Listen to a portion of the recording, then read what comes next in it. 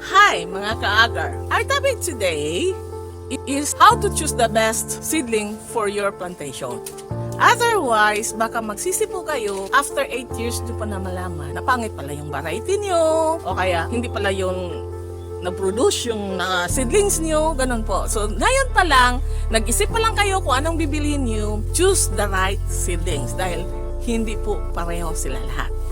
Okay, pag-usapan natin yung dalawang variety, Krasna and Malasenses po. And the difference between Malasenses and Krasna is, ang amoy ng Malasenses is mild.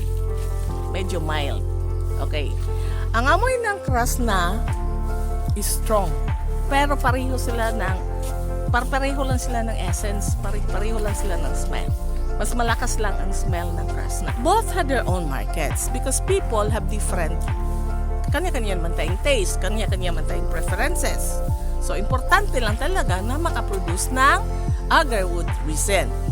Okay, although, sabihin natin, mas in demand ang Krasna.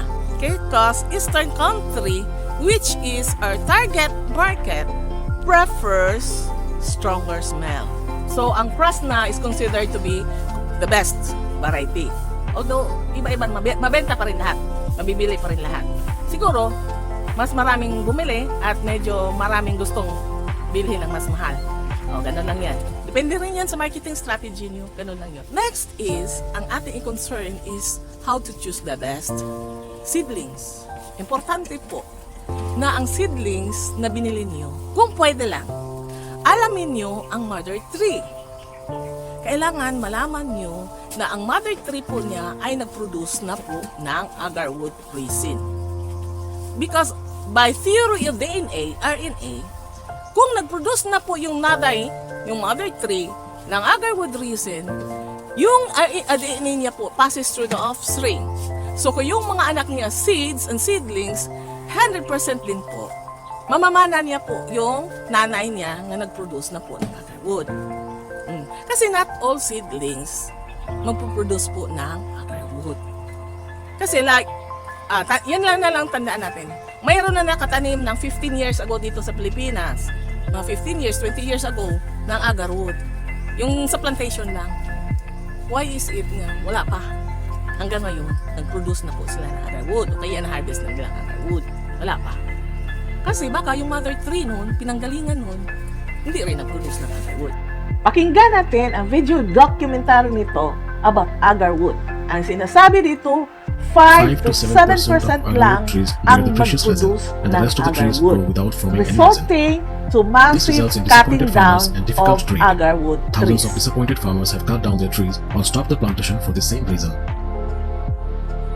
So, magtanong tayo sa ating consultant about uninoculated mother trees kung mag-produce ba rin ito ng agarwood resin. Ang sagot niya, yes, using sa inducer na na-invento niya. But, yield and quality is different from those seeds coming from inoculated mother trees or agarwood producing mother trees. Kaya tayo Pilipino, we are so lucky. Sabihin na natin na huli tayo sa agarwood industry, but we are lucky because we can source out seedlings or seeds from other countries, plantations na nag-produce na po ng agarwood. So 100% po makakuha po tayo ng high quality agarwood producing seedlings. Thank you for your